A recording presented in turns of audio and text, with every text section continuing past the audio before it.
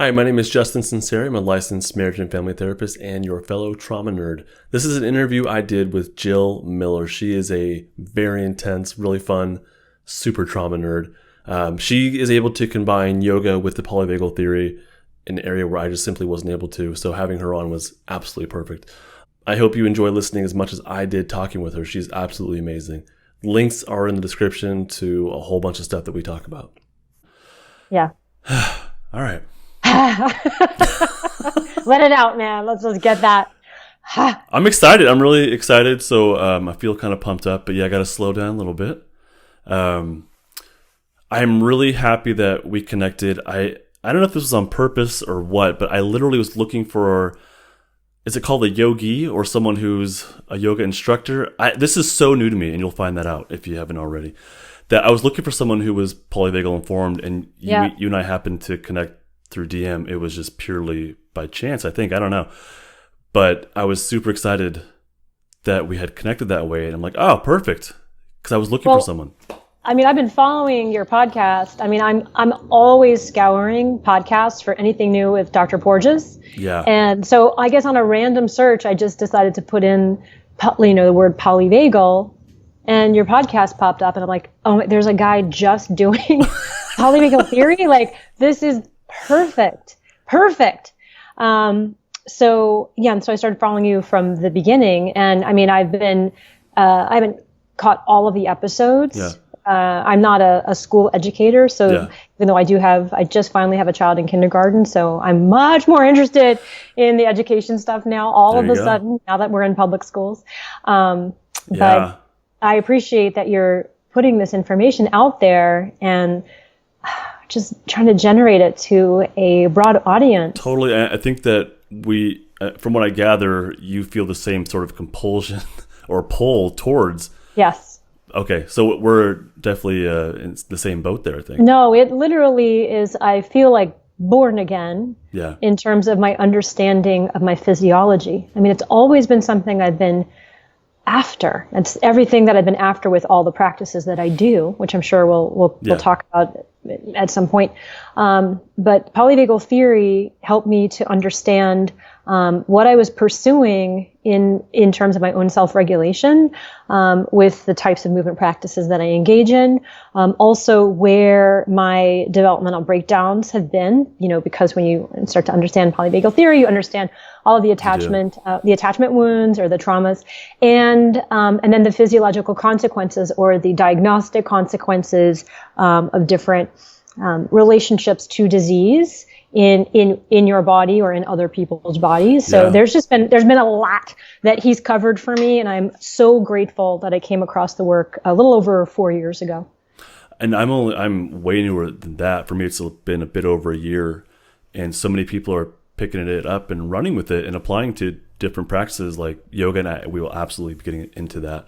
But let's start off super simple. This is for people like me that really are starting from scratch. I don't even want to say I get the idea with yoga, because and this doesn't seem like a good idea, but if I were to use Instagram as a way to find out what yoga is, I don't think it'd be an accurate representation. It seems like a lot of waterfalls in the background or beautiful locations with what looks like people posing, and then I look at yours and it's like work, and I see you interacting with people and teaching, and it's a much different flavor than when I was looking at with the other Instagram yoga personalities. So what is yoga? How would you put that for just pure newbies like me? Yeah, and it's like, I'm probably the worst person to ask that question, because my history with yoga started at age 11 and took a radical detour around age 30, age 31, when I realized that I had tribalized myself so much. I'd cut myself off from so much of the rest of the world by being myopic about yoga practices, and being engaged with yoga community exclusively. And that's a whole other thing that I deal with my therapist, like why my myopic vision of yoga as a panacea. And so I'm probably the worst person to ask, well, Jill, what is yoga? Because I can give you lots of definitions of what I thought it was. And I can also talk about the virtues of yoga practices, the different aspects of yoga. I'll just tell you What are like 2 or 3, like if you wanted something, if there's 1 or 2 things I had to know about yoga, what would that be for you? I would say that a generalization is that yoga practices, and there are many different modes of practice within the greater yoga, it is a tremendous tool for self-reflection and self-awareness. And it does use your body and your physiology as a tool for that awareness. But part of the yoga, the limbs of yoga, so yoga has 8 different branches, and one of those is service, is being of service to others, and engagement with the greater world.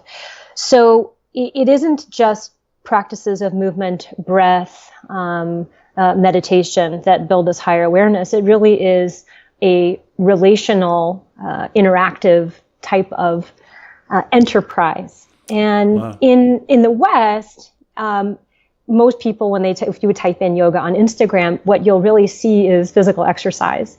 But there's parts of yoga that are just actually about using your eyes to look at incredible geometry, geometrical shapes, to transcend different aspects of consciousness and leap to higher realms of awakening and so on. There's also ecstatic types of yoga where you're just doing chanting practices, either through song or through just verbal repetition or recitation. That also mimics the types of chants that you would see among monks from many different disciplines. So it's a very comprehensive self-awareness, art and science building thing. And so that's why we're like, I want to talk about yoga. It's like, which part of it you want to talk about? Because there's so much to it. Before hearing that, honestly, and this is my ignorance in it. It looks like stretching and posing. And that's not supposed to be sarcastic or like, that's literally like, when I look at it, I'm like, okay, they're stretching and posing in front of beautiful places. Yes. But that's obviously, there's a lot more to it that we There's don't. a lot more to it. Yeah.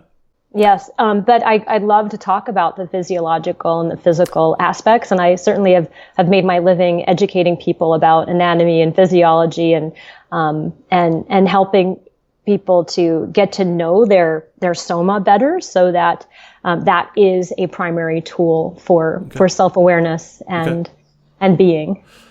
So how does yoga benefit someone who's down the polyvagal ladder, who's more of a stuck defensive state? How does this help? So I've spent the last 10 days since you and I connected really trying to think about the scope of yoga and polyvagal theory. And the first thing I want to do is refer you all, because I know there's probably a lot of nerds that listen to this. Trauma nerds, polyvagal nerds, yep. Yes, to a recent research paper that was authored by a colleague of mine, Marlisa Sullivan, along with Dr. Porges.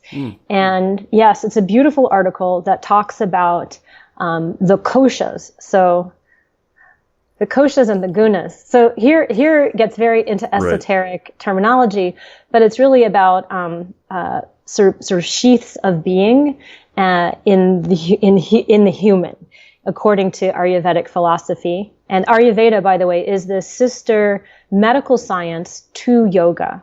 So if you've ever heard about Ayurvedic practices, it is. Yeah, I've heard the word. Yeah.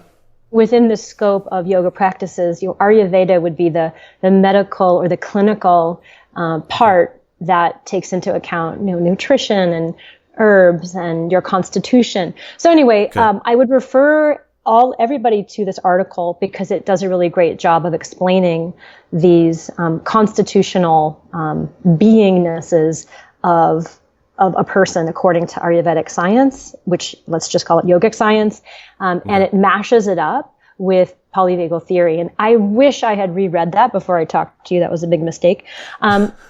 But one of the things, I actually have it in one of my talks and I have pictures with it, but I'm blanking on a lot of the details right now. But one of the things that Marlisa points out in the article is, I'm not going to use the Sanskrit terms because I can't remember them now, is that when we're thinking of dorsal, sympathetic, or or ventral, those are really clearly defined in these koshas or these gunas. I hope I'm getting that Sanskrit right. Okay. But there's also these blended states. Right. And that was something that I really appreciated jumping out of that article, because it made some of my understanding of blended polyvagal states even more concrete from a yogic perspective. So when we're talking about yoga practices, there's different ways of practicing. One, you can practice just by yourself. But also you can practice with a teacher or a community. And so I'd like to address the teacher or community part, because those are aspects that can really help someone who is in a dorsal shutdown state help to also toggle in some of that ventral relational stuff, right? So sure. Following excellent cueing, following supportive cueing would be an engaged, listening, ventral vagal while you're doing things that are extremely subtle, are extremely down-regulating. Now, so here's what's confusing. Some of yoga practices are extremely energizing and uplifting, which would be a more ventral vagal sympathetic blend. And then others are literally actually putting you into safe shutdown, which I refer to it as safe shutdown or safe parasympathetic. We even have a pose in yoga called Shavasana, which is done at the very end of class typically. I often teach at the beginning and the end, but it's called the corpse pose. And so your body lies in perfect stillness, right? Which is like, oh my God, the stillness discussion. And this is kind of a virtue in the yoga space, is this utter and complete stillness that your body actually replicates that of a corpse. And you're deliberately attempting in many ways to deliberately slow down your metabolic processes through breath, position, different concentration exercises, different mental recitations. It just depends on the features that your teacher will bring in.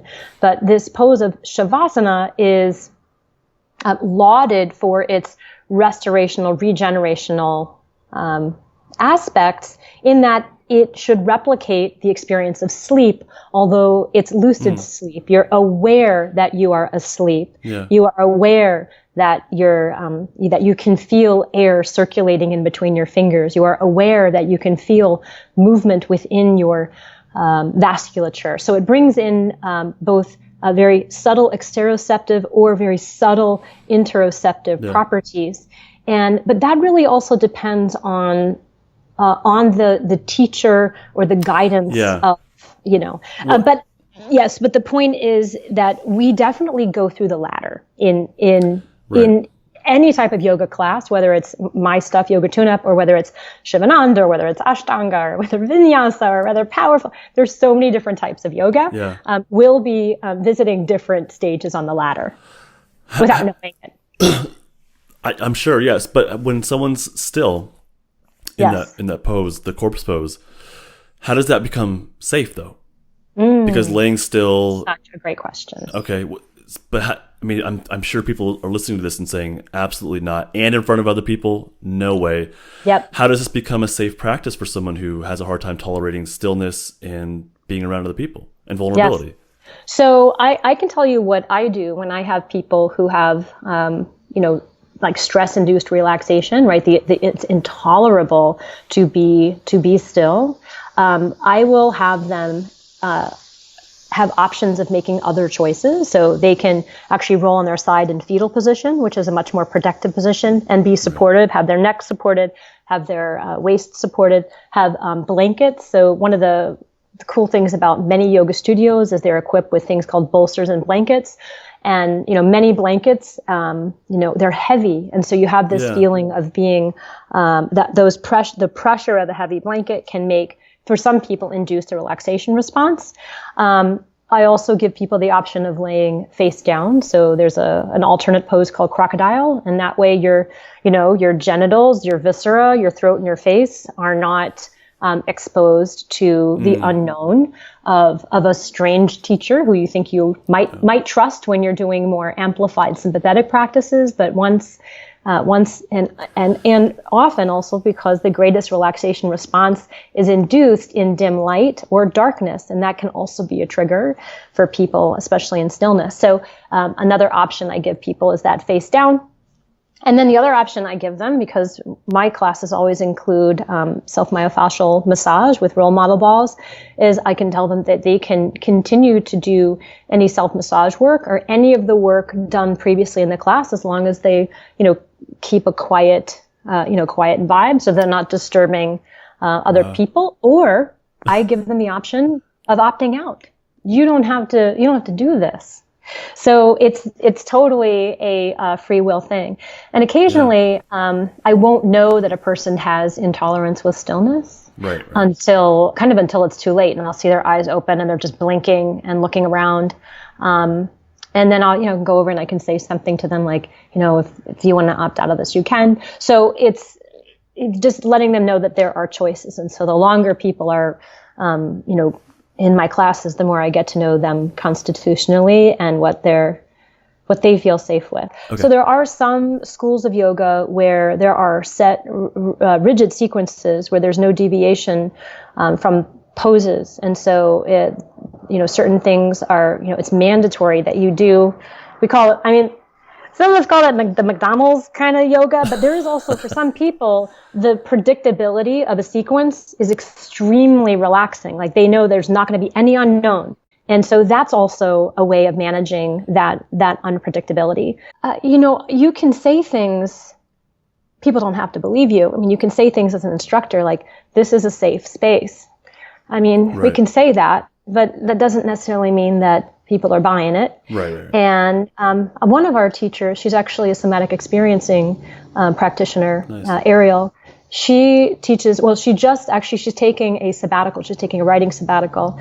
And she got herself a trailer, and she's actually our blog mistress. So if you ever go to our blog, we have some great stuff on trauma on our blog too, by the way. You can thank Ariel for that. But she was teaching class in Brooklyn, and there was a gunshot outside of the studio. And so that kind of disruption will catapult every nervous system in the zone. And they didn't know what was going on. I can't remember I don't think anybody ended up being hurt outside of the studio, but I know she was able to recover the class and create community and somehow create safety. And she's just such a warrior in her leadership that she was able to do that. It sounds like there's a lot of consideration. You've mentioned lighting, blankets, external noises, the presenter. There's a lot of attention to cues of safety or cues of danger in these workshops. Absolutely. I would say that in general, yoga classes are, I think we as teachers would describe them as sanctuaries. So that people walk into studios and studio spaces and know that this is a place that they can let their guard down. People are clothed minimally. They're not wearing shoes. They're incredibly vulnerable to things like that, right? To things like a gunshot outside of the studio. And this is the expectation of a class. You can go in wearing, gloves and a jacket and, covered head to toe if you want. They will tell you to take your shoes off though, because of the barefoot policy, we want to have a very clean floor space. Yeah.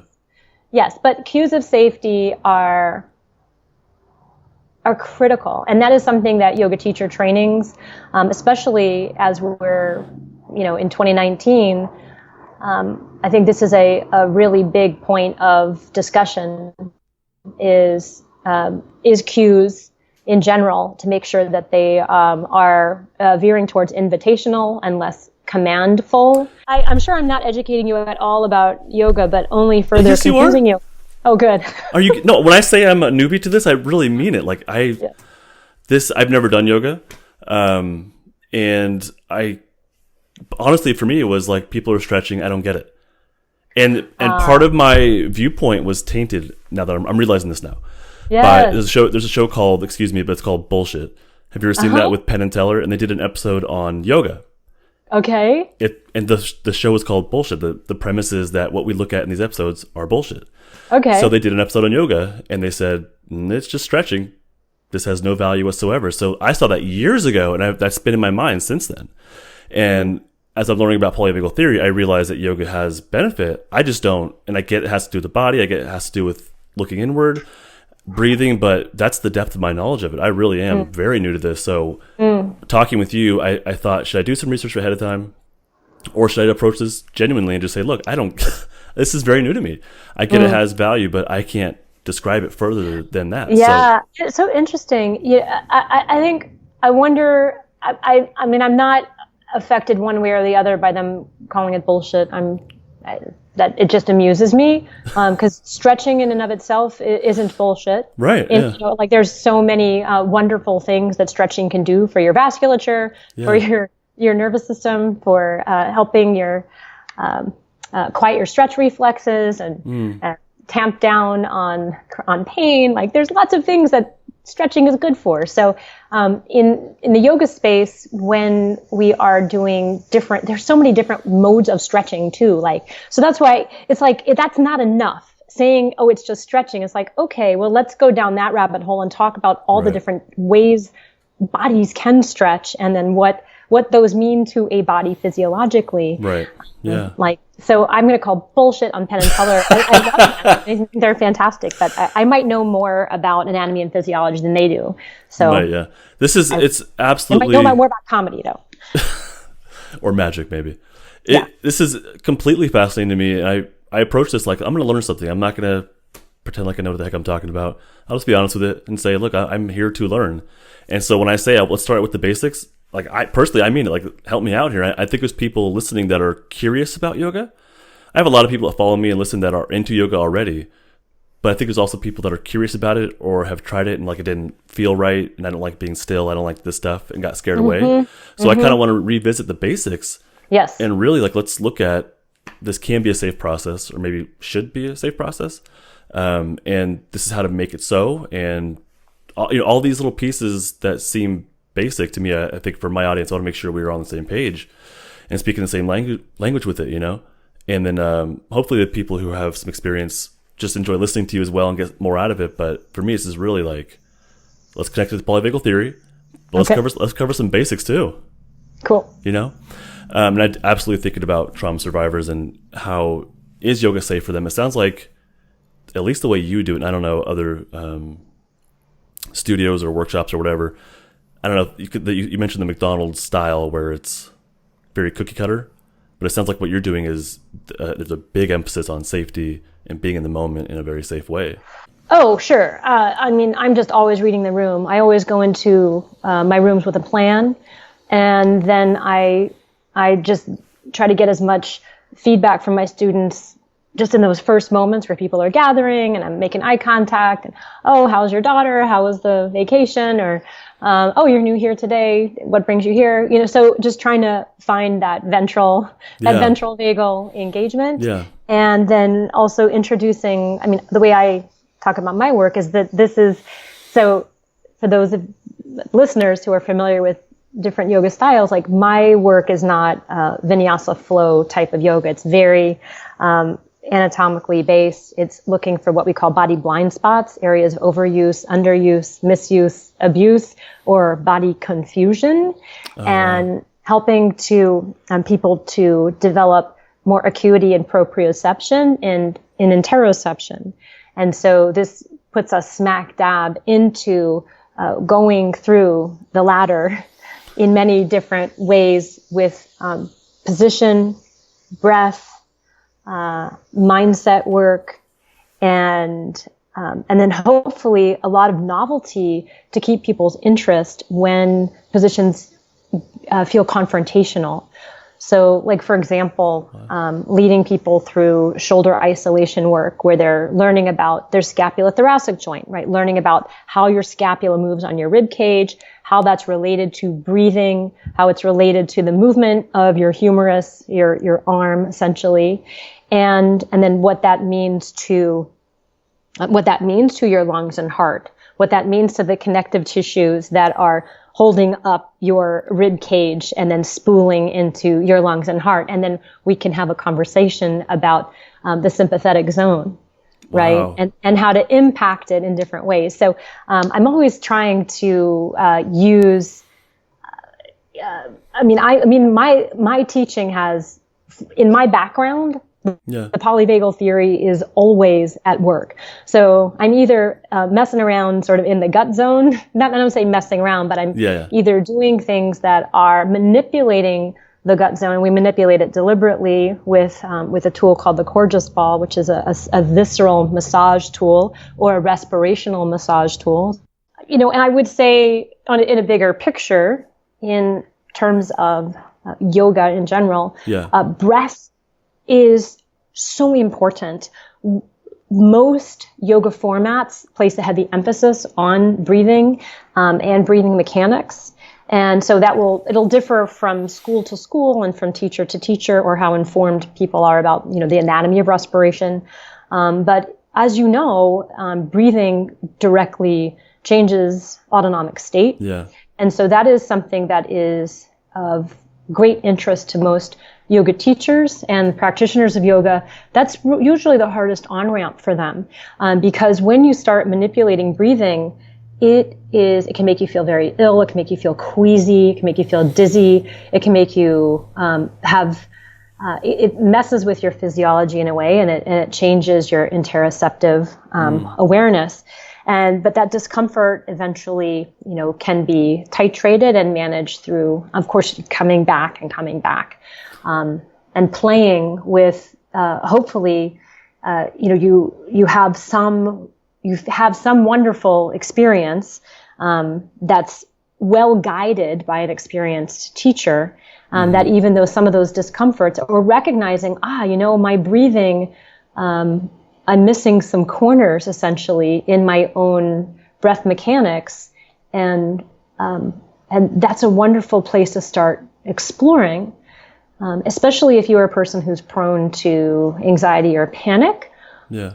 Right. I mean, that's something that it's an incredible tool to change state, to change state quickly. And then if you're more of a person who is stuck in that dorsal, there are what we would call balancing breaths that help to upregulate you and drag you out of that sort of that torpor. Can you explain what that looks like a little bit more? Yeah.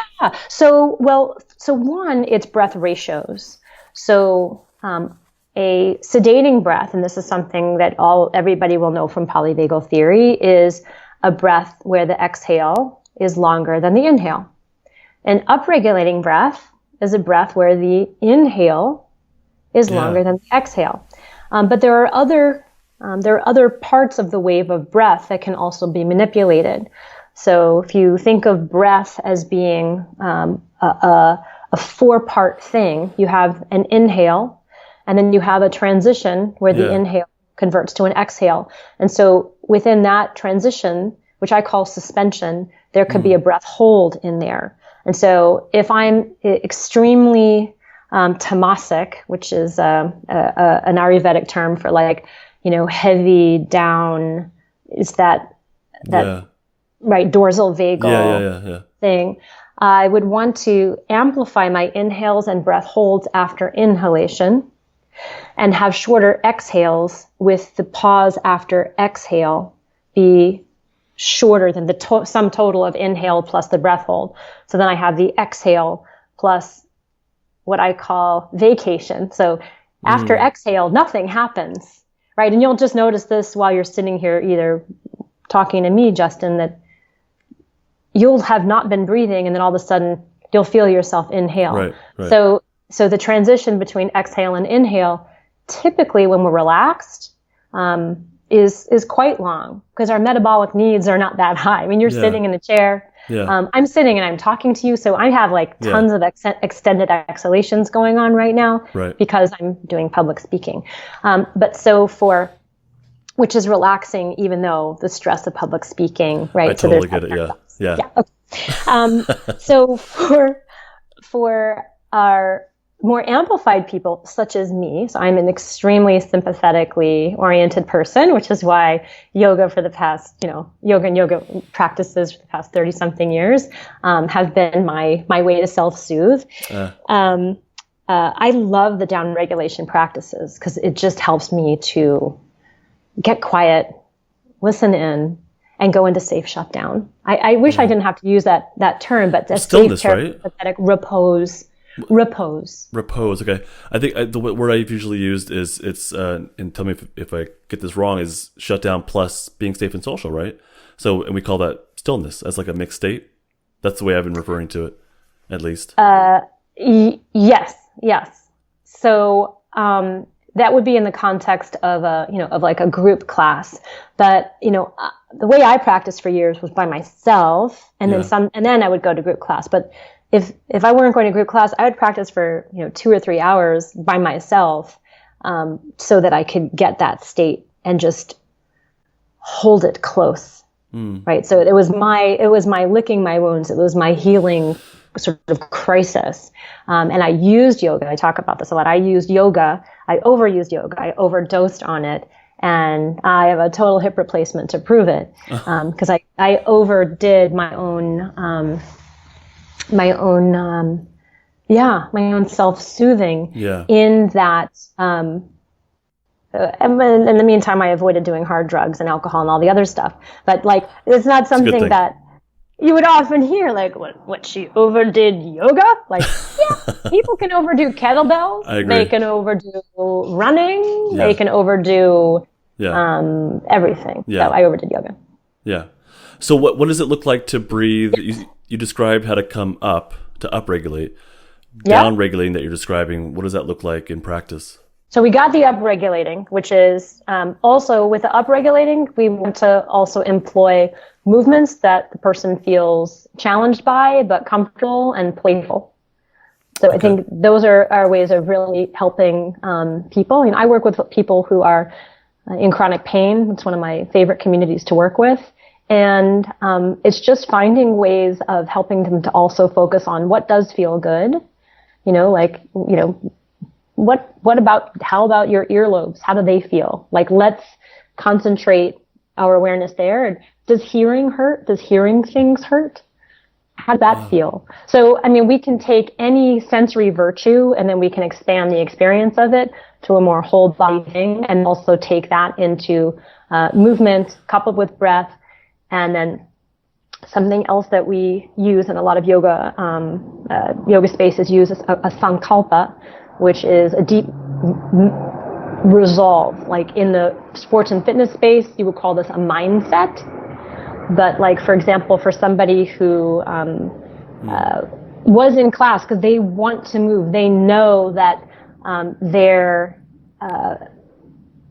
that they want to come out of this experience of heaviness and not seeing bright in the world, then you would potentially help facilitate a sankalpa such as I touch light. That just sounds so corny, but like, I touch light, or my motion is moving. Is it? Hi, Lila. My daughter just came in. Hey, Lila, how you doing? Good. You're doing good, okay. Sweetie, I got to keep talking to Justin. You going to get dressed and go to gymnastics now? Oh my gosh, you guys have to go. Gymnastics starts in 10 minutes. Okay. So there's a couple things that really jumped out at me. And, well, actually, the biggest one was you called it body blind spots? Yes. Did I get that right? Can you talk a little bit more about that? That really intrigued me. Oh, good. I like talking about body blind spots because that's part of my pedagogy. Okay, so body blind spots in Yoga Tune-Up and the role model, we call these areas of overuse, underuse, misuse, abuse, or confuse, body confusion. And so what we're really referring to with these body blind spots are areas that are not, and we'll go back to the body confuse, these are areas that you're not really sensing that well. So there's a sensory shutdown in potentially in a certain area, or it's a spot that has been so overworked that you're getting really confusing feedback from, or constant pain. And so all of the practices I teach, which include the rolling, joint awareness, breath, and mindset, what they're designed to do is to help you troubleshoot your way to navigate your way through your own anatomy. Gotcha. So it moves you towards embodiment. And really what that means is feeling welcome in your own home and being able to identify through sense and motor control your soma. It sounds like you mentioned starting with even small things, like you mentioned the earlobe, and then kind of developing from there. So is that how to start addressing body blind spots, is becoming curious about, maybe pick a spot and then grow from there? Typically, no. Typically, typically what I will do is in a class, I will have people begin in a partial corpse pose. So they'll be laying on their back with their knees bent, their soles of their feet on the floor.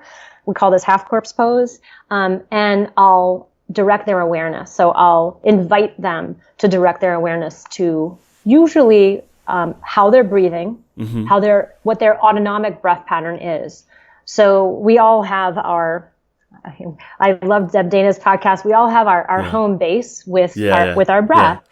And depending on what just happened moments ago, or what's going on in your mind right now, or your habit of respiration from age 9 onward, we tend to concentrate our breathing in one of 3 places. One is subdiaphragmatic, and that's the gut area, and that is a passive breath pattern that means that you're in a very calm, relaxed state. Then we have the second zone of respiration, which is supradiaphragmatic but subclavicular. So this is the rib cage zone, and it aligns directly with the sympathetic zone in the ladder, Polyvagal Theory. Or third, in the supraclavicular zone. In the supraclavicular zone, in respiration, you're in a high stress state. In Polyvagal Theory, the supraclavicular zone is our ventral vagal zone. So the vagal influence and respiration have some paradoxical, it's like not one-to-one. But people who are in chronic high stress states, or smokers, or people who tend to have chronic asthma or panic, are going to have a lot of supraclavicular tension, right? A habit of supraclavicular tension. Their body's hanging on to any air that they can get in, which actually is not a lot of air.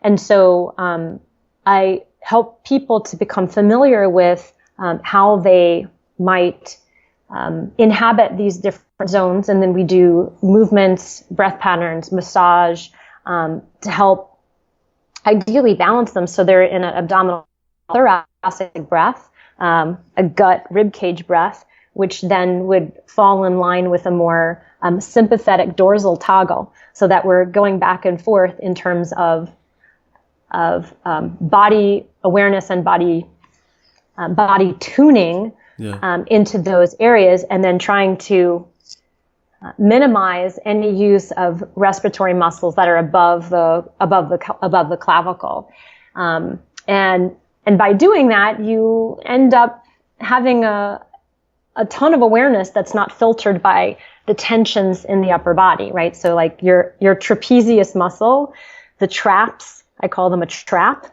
because if they're always tight, you're not going to be able to actually even sense the subdiaphragmatic or supradiaphragmatic environment.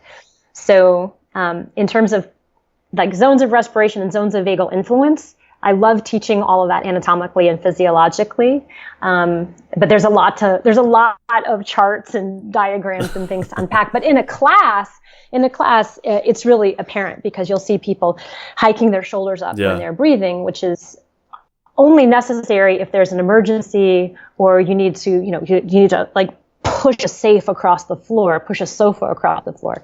You don't really need to breathe up there unless you've been running laps in the World Cup, and you need to just lean over and let your shoulders hike up. But someone who's sympathetically active, they it seems like they breathe up here a lot. At least in therapy, I'm noticing that Exactly. it's all like in their shoulder. It's weird when I first noticed like you're breathing into your shoulders. That really struck me once I started noticing that. A lot of people do that. So becoming aware of that is the first thing. And I mean, I still have, I have frequent anxiety triggers, especially with my toddlers. You know how that goes, right? Yes. And then just watching and feeling because I unfortunately, or for better or for worse, I am interoceptively, like an interoceptive, over-interoceptively attuned. Yeah. So, I feel everything, which is a horrible distraction. So I work a lot on trying to get external cues in my life, because I'm very internally aware of things that are going on. So when I get triggered and feeling those feels like popcorn exploding, right behind my heart, and then the little sort of internal fingers poking and trying to lift my shoulders up and face getting red and hot. It's amazing. Knowing polyvagal theory and then watching your own triggers occur. And then 2 hours later, the diarrhea. It's just like, this is all amazing to watch this happening. And there's still more ventral vagal engagement work to be done. Always, right? Yeah. Let's see here. I want to make sure I cover the submissions that we got from followers. Great. There were some really good ones. But there, in your email to me, there was a couple of phrases that really stuck out to me that I'm hoping we can address real quick and then get to the submissions, okay? You said yoga versus yoga therapy. Yeah. What is that? So in terms of credentialing, I am a yoga therapist. So there's an organization called the International Association of Yoga Therapists.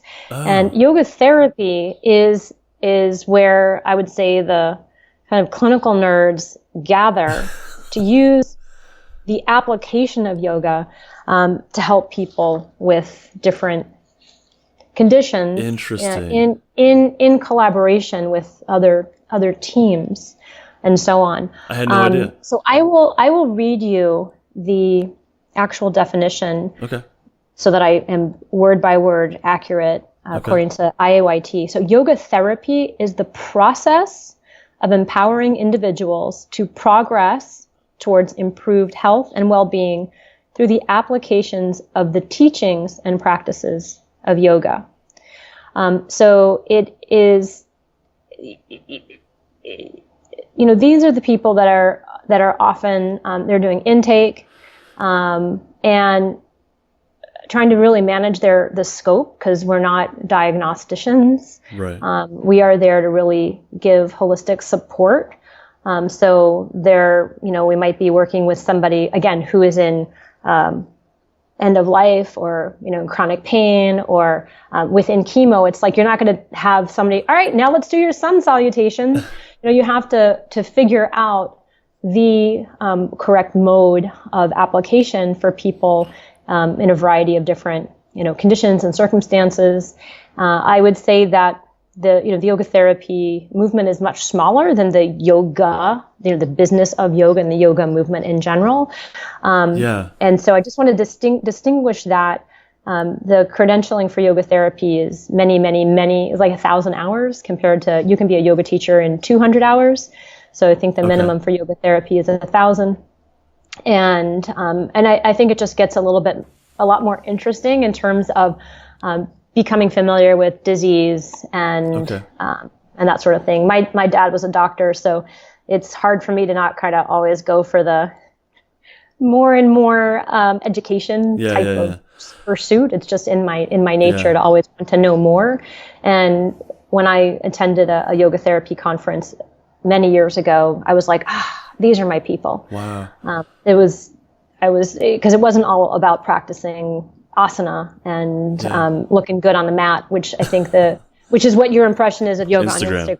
Yeah, right. Absolutely. So if someone is looking, if they're sick and tired of being stuck and shut down, talk therapy isn't their thing. They've tried medication, that's not their thing, but they're like, this yoga thing I'm really curious about this. Should they just go to the local yogi, or should they look up someone who's a yoga therapist who can really, it sounds like really tailor yoga?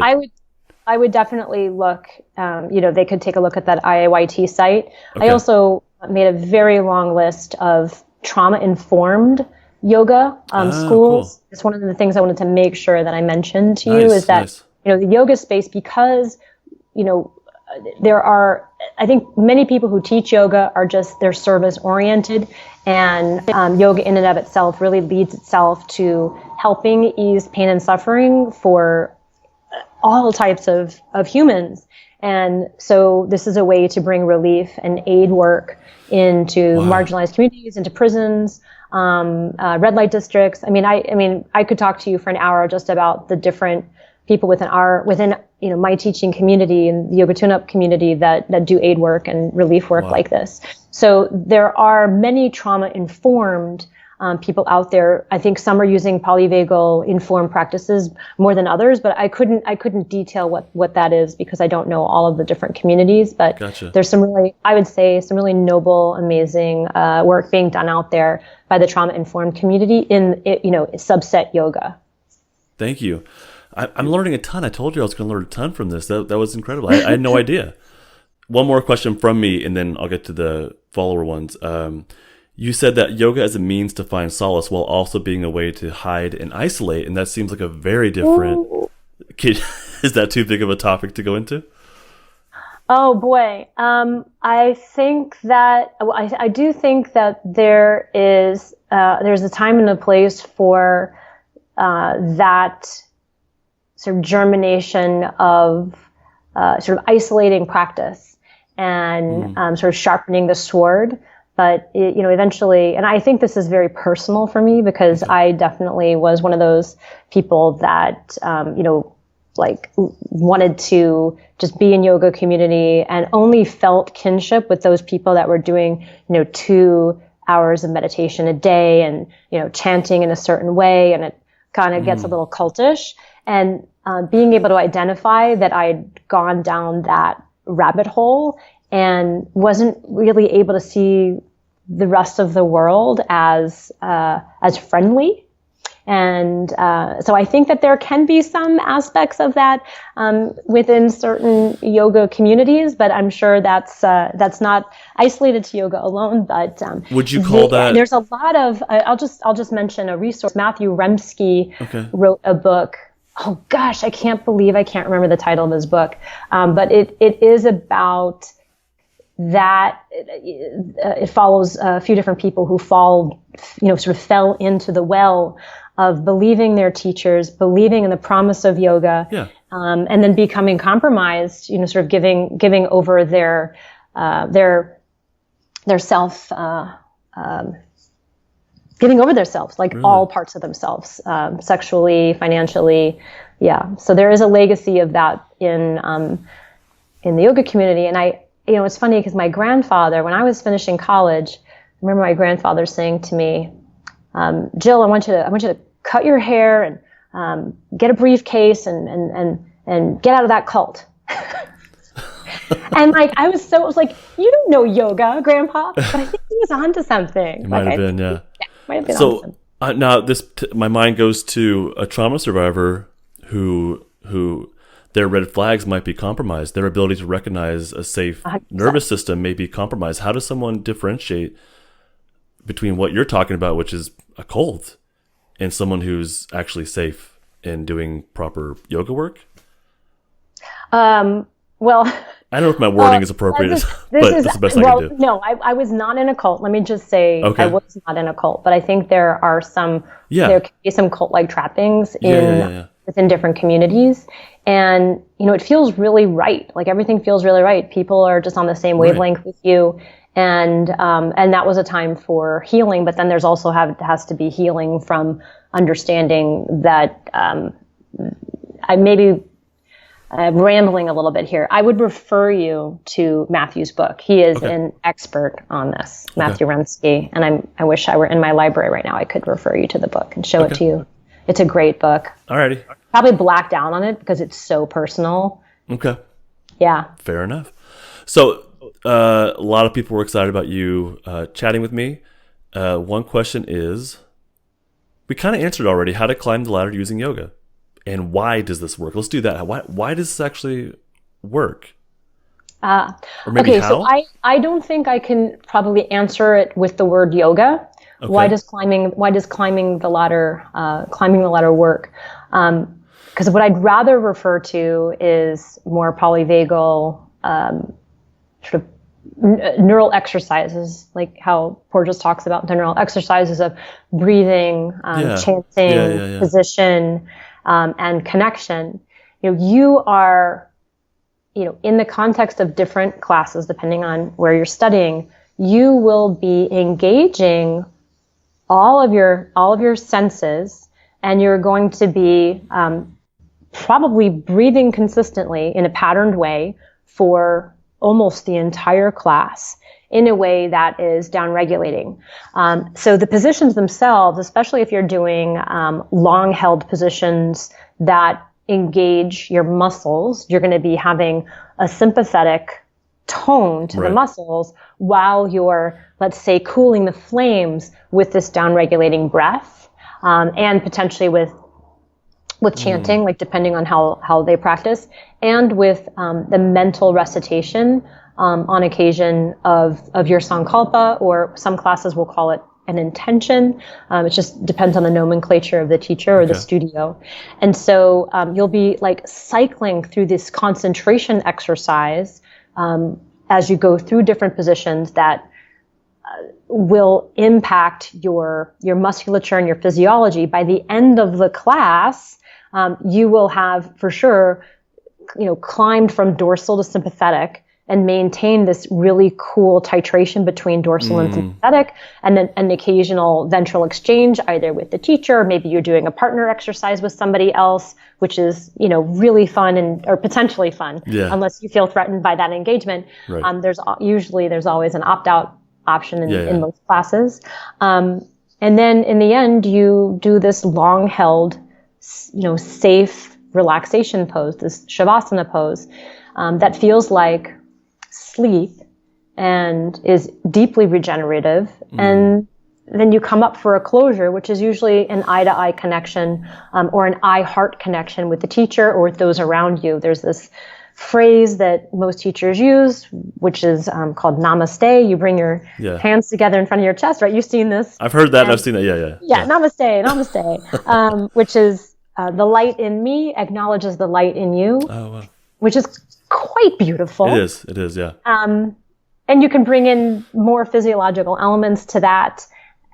Well, as far as the how of how yoga helps, you listed off a whole bunch of stuff. So it ends on eye contact, but gentle eye contact, the cue of safety kind of stuff. A whole bunch of that going on that you've mentioned already. Titration, so it sounds like doing bits at a time.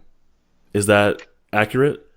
Yeah, I mean, your teachers will typically give cues of, do this to either a number of breaths or that which you feel you can maintain joint alignment. I'm very anatomically based. I typically give a lot of cues about joint congruency and joint health, so that you're not, holding a pose in a way that will potentially create long-term damage by overstressing certain tissues and understressing others. So alignment is something that will rally your focus, and that is both an interoceptive and proprioceptive process. What else can I say about how it? Well, so titration, like little bits at a time, and but just also exercising, going up and down the polyvagal ladder, and building some tolerance, resilience, to being able to go back up to it. Is that all kind of what you're saying here? Like you're practicing going up and down the ladder, right?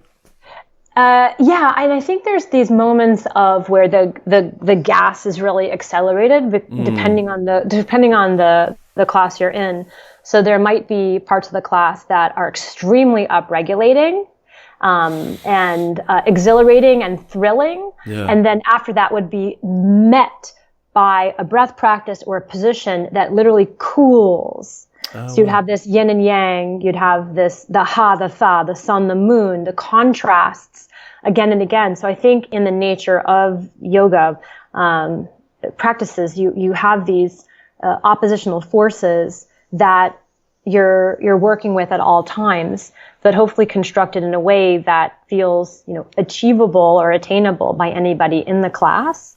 But also a little bit aspirational, like it's exciting to be able to hold the pose for one more breath, or to let go of even one more motor neuron or motor unit. So there's also this sense of accomplishment and success, and to be in a group, and to be wow, yeah. There's just tons of ways to climb the ladder. It sounds like just I hate to say just through yoga, but there's so many components you're saying. Yeah, and then praise from the teacher. Not Absolutely. That's what people are in there for. In my classes, for me, the wins for the students are that they are now sensing a connection between different parts of their body that were asleep before. Where they maybe felt lost in the dark.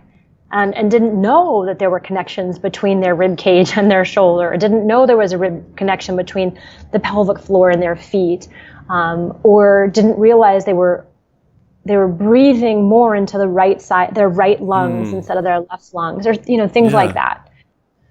All right, I think that was a pretty thorough answer. Like, there's a lot to helping someone come up the polyvagal ladder through yoga. Oh, yeah. And I think you can also look at yoga research and research through the yoga therapy website. There's much research. They present a journal every quarter that has some significant research. That's where I believe the first time Marlisa's paper was published in the journal. And now it's in a book about pain science, and Porges is in that book, in that same paper. Okay. So you brought up Dr. Porges. Someone actually asked, is there any chance you and him may collaborate on something in the future?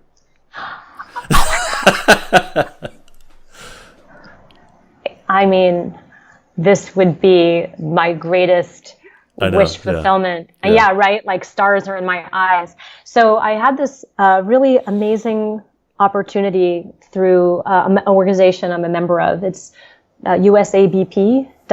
It's the United States Association of Body Psychotherapists, or Body Psychotherapy rather, and it's headed up by a colleague of mine, Dr. Christopher Walling, who was a student of mine for years. He's gone through all my trainings and is the person that introduced me to Porges's work almost 5 years ago, right? 4.5, 5 years ago. Yeah. And so USABP is an organization that welcomes anybody who is a body-based therapist, and they also have a movement therapist membership. And so as a yoga therapist, I fit into that movement therapy realm. And so I joined the organization, and then they had their biannual conference last November near Santa Barbara, and they did a call for presentations. And so that caught my eye, and I knew that Porges was going to be headlining along with Alan Shore. And I was like, I'm going to pitch a workshop and see what happens. And to my great thrill, I was selected to present a workshop on diaphragm dynamics, which is just one of my favorite topics to talk about. I can talk about breath for a long time, as you can tell. Yeah. And so I got to present that workshop there, and I would have gone even if I hadn't been invited to present, and just to say that I was presenting at a conference where Porges was. So I got to see Porges present, and I sat directly behind him. Ooh. I sat directly behind him when he came off the stage, and his back was hurting.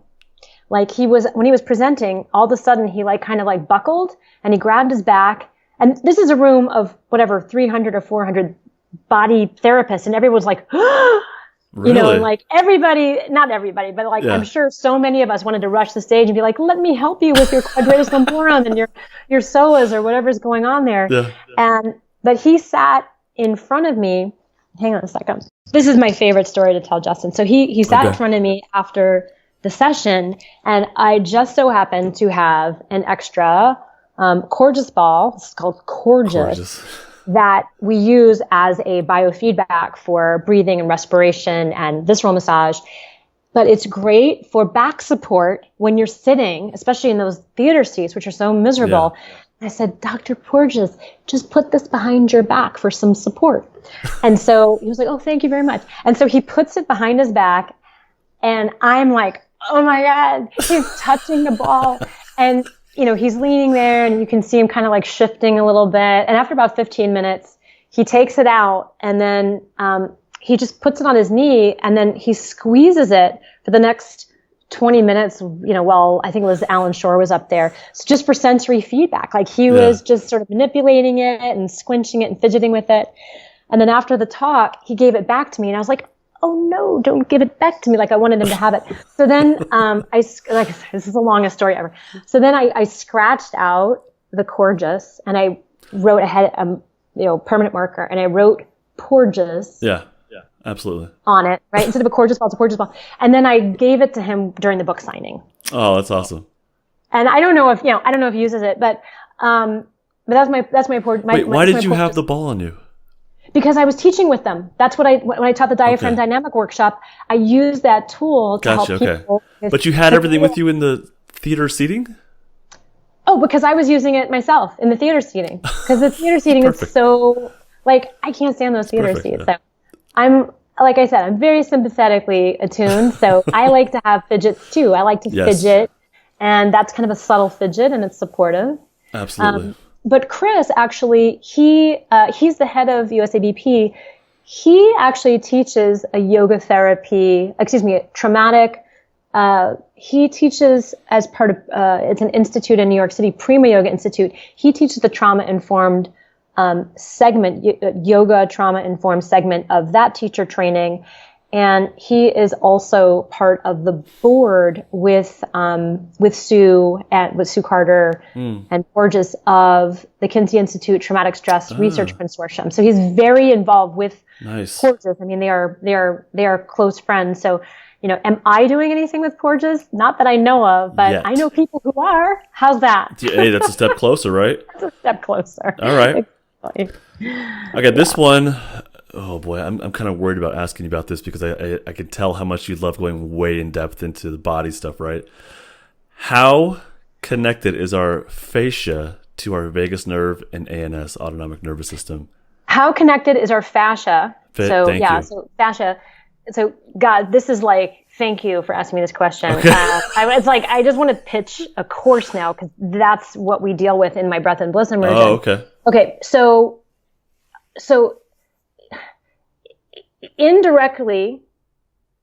directly and indirectly, your fascial tissues are totally helping you with ANS regulation. Wait, what is that? Let's make sure everyone understands. What are we talking about here? Autonomic nervous system. So autonomic nervous system. The fascial tissues. Oh, fascia. Yeah. So your fascia is your seam system. It is the collagen-based web that it gives you your form and your shape. It is the tissue that surrounds and supports every single structure in your body. So every single muscle cell you have is wrapped in fascial tissues, every single bundle of muscle cells. So your tendons are a fascial tissue, your ligaments are a fascial tissue. Just beneath your skin, you've had fascia since you were 50 cells old. It's made out of the endoderm. Your embryo since you were 50 cells old. Okay. It is your fascial tissue is the thing that interconnects everything. Okay. And so when you get a massage, you're mobilizing your fascial tissues. When you move, your fascia moves with you. I mean, you've always had your fascia, and it is what allows for differential movement.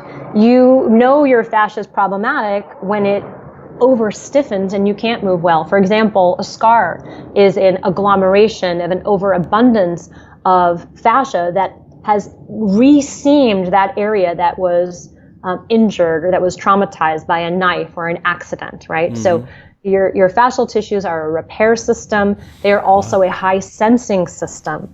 So your fascial tissues are loaded with different sensory nerve endings.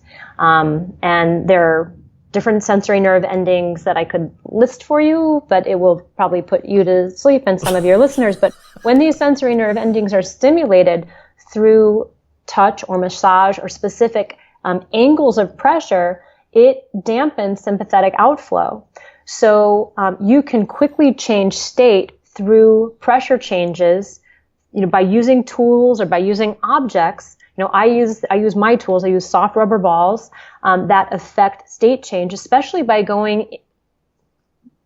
compounding different parasympathetic features. So here's where we get to the vagus window. So there are many different vagal windows that, I'm not going to avoid, you're not going to like get to your vagus like directly without touching fascia on the way. But by doing massage on, oh shoot, sorry, I was reaching for a ball and it rolled away from me. Okay. So by doing massage, let's say on our ventral vagal facial muscles, right? So we've got muscles around the eye, ocularis oculi. You've got the ones right here at your nose, your rabbit muscles, the levator labii superior lacrinazi. You've got procerus. You've got corrugator. You've got masseter. You've got more muscles Lots that I'm going to name on your podcast. Right. So by doing massage, so I can either use therapy balls or I can just use my hands and I can do the, gentle chubby cheeks dance. By the way, if people are listening to this, you're missing out. Go to the YouTube video. Please don't. Please. I'm giving myself a fascia facial. Let's face it. It's really interesting. Yeah. So, and I would say you would want to actually apply relatively deep, tolerable touch. And what that massage will do is it will trigger pressure reflexes that are gathering information in that source nuclei, that ventral vagal pathway, and it's deeply relaxing. So you can immediately have a state change. And you can do this with your fingers at your desk. Right. Is the face kind of the best place for that? It's one of the best places. Okay. So I'll give you the 3 different best places, and then I'll send you a video that I made called Vagus Voyage that is a great demonstration of the 3 different intermingled zones of respiration meets vagus nerve, but also meets fascial manipulation. So then the neck is the other next best place. And this, you can massage the carotid sheath with light to deep pressure using something like the Corgis ball or even your hand by applying pressure to the side of your neck, just alongside the gullet, alongside your the tubes, and rotating your head in the opposite direction.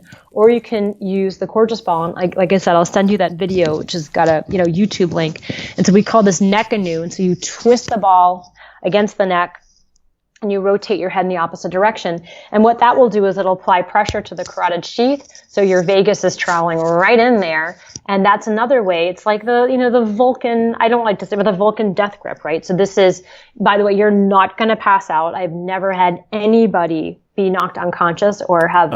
They say that about the big. Yeah. No, you're not going to if you're applying this to one at a time. Or if you're nervous about that, you can do it in a recline. You can lay down and do it. Okay. So that would be a fascial manipulation that also involves pressure into the vagus, and it's going to affect your autonomic nervous system. But note, this is going to bring you into downregulation. This is not right. So this is amplifying the vagal brake. So it's going to slow down your heart rate. It's going to slow down your breath pace.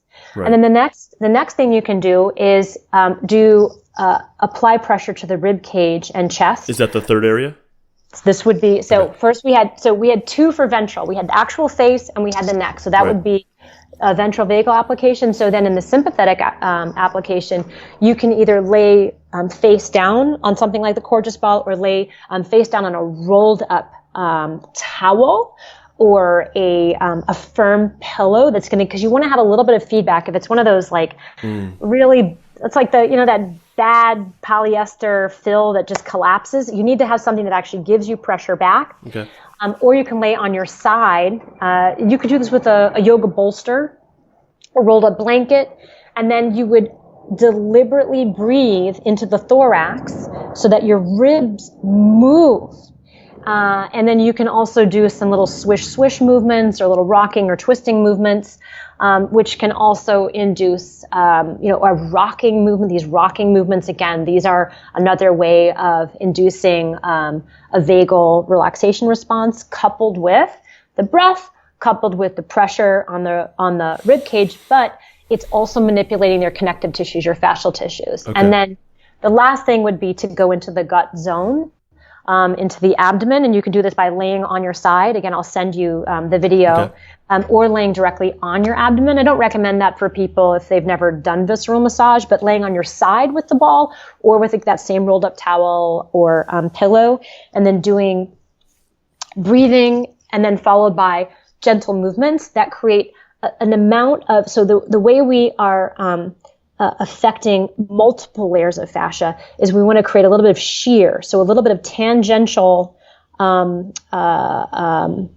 stretch. So you're trying to stretch and traction the tissues, but not in an aggressive way. It's a very gentle thing, and it just feels like pleasant warmth in the tissue. So this is the way that I hope I'm answering. You totally question. Are, and I keep thinking about massage. Yeah. Okay. Yeah. Hey, I'm putting pieces together. All right.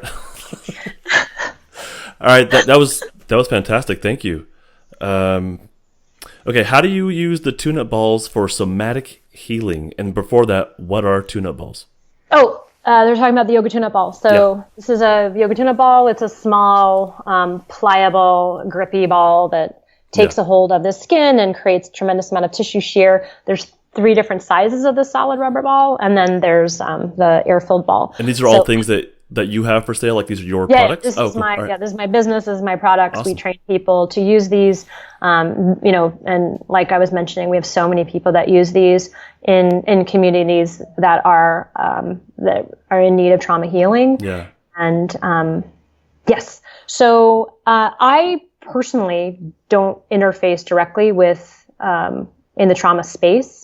So I teach people how to use these tools, and I let the clinicians and the therapists and the counselors interpret it for best use. Okay. So, I teach best practices that will inform physiology and anatomy, and then I leave it to my fellow emotional, the emotional support crew to, do best practices. Like, for example, we've trained many people from the Wounded Warrior Project, and specifically Project Odyssey, to do these practices. I don't actually know what they do in their classrooms or with their groups. We've trained them in our trainings, and then we give all of our teachers the tools and modes of adjusting context so that they can meet their communities. Because I don't know the lingo of that community, and they're going to best know how to attune to these different worlds. Okay. So I think that would be my best. Well, and you've already mentioned, and you showed us a number of ways of using the balls with, right? Like is that you've already kind of showed us and described ways to use these? If I'm getting that right. Okay. Yeah. Okay. There are thousands of ways, and we've got so many videos, lots of free stuff online. People can go to my Instagram feed, and they can just feast for months on videos that I put out for free, and then they can pay for stuff too. Yeah. All right. So there's a few more. We'll just pick up the pace a little bit, and I think you can handle it because your home away from home seems to be sympathetic, so I think you'll be all right. How can we start listening to our body? What would be the first step that you might say, like, let's start here? Yes. So the first thing is definitely the breath. Okay.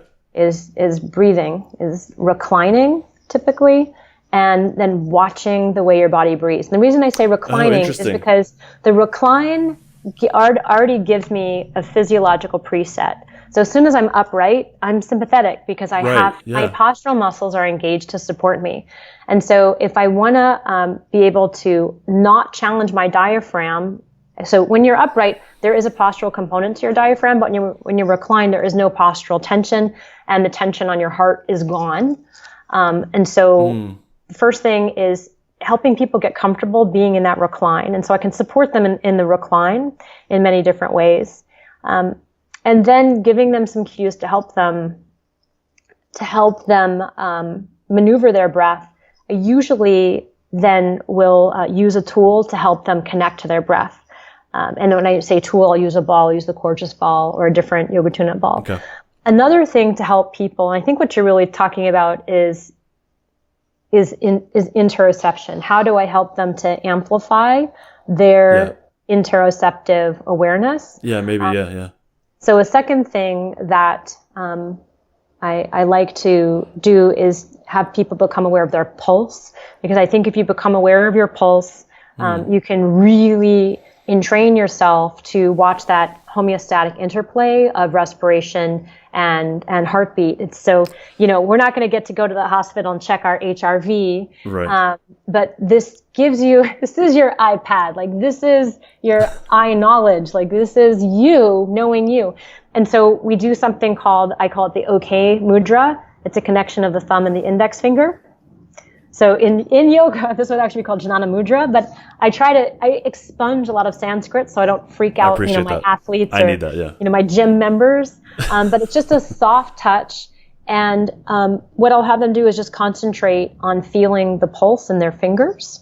And this is something you have to get very quiet just to feel. Yeah. And then we'll do breath patterns based on your pulse. So you'll inhale for 4 heartbeats, hold for 2, exhale for 6 heartbeats, hold for 2. So you'll start to sew together already a connection between respiration and heartbeat, but you're not using an external counter, you're using an internal counter, which is governed by your vagus, who knows?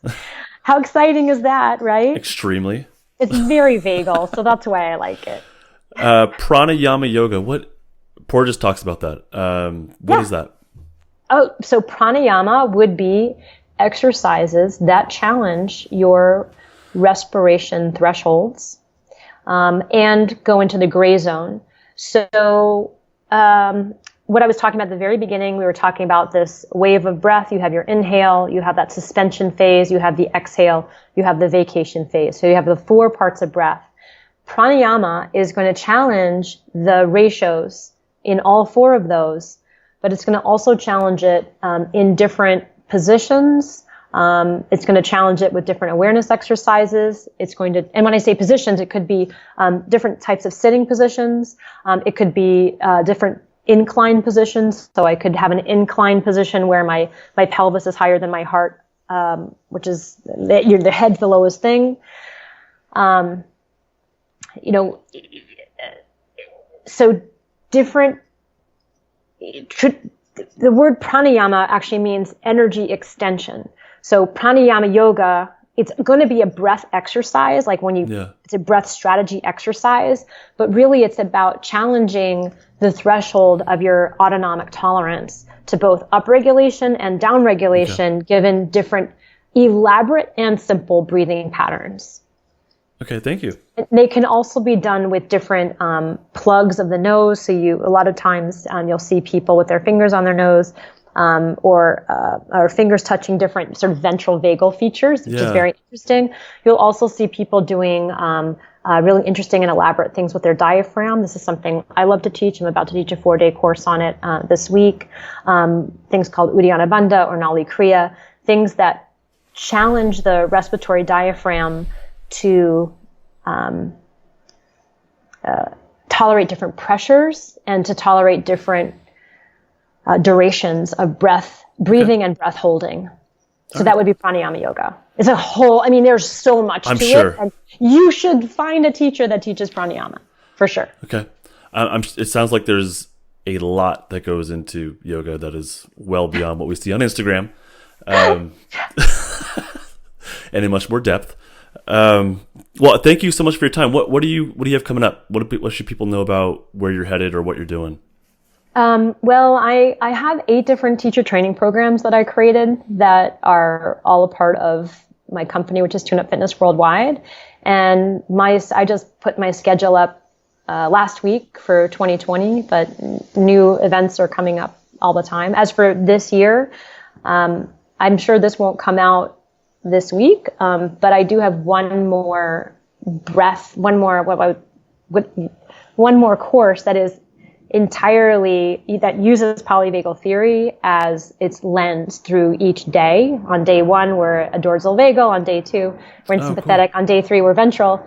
And that's called the Breath and Bliss Immersion. And it's really my neural respiration course. And leadership in helping people create recovery strategies that are novel and that are interesting and that keeps people's attention, no matter whether they come from the professional athlete space or whether they're in chronic pain. So it's a really interesting course, and we usually have a few psychotherapists or clinical, social workers, people from your space in there, to you, because they love these practices for their face-to-face clinical practice. When is that coming up?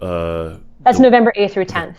Yeah, so that's my final event of the year, and right now I'm in production with doing a program with Tom Myers. So you asked about fascia.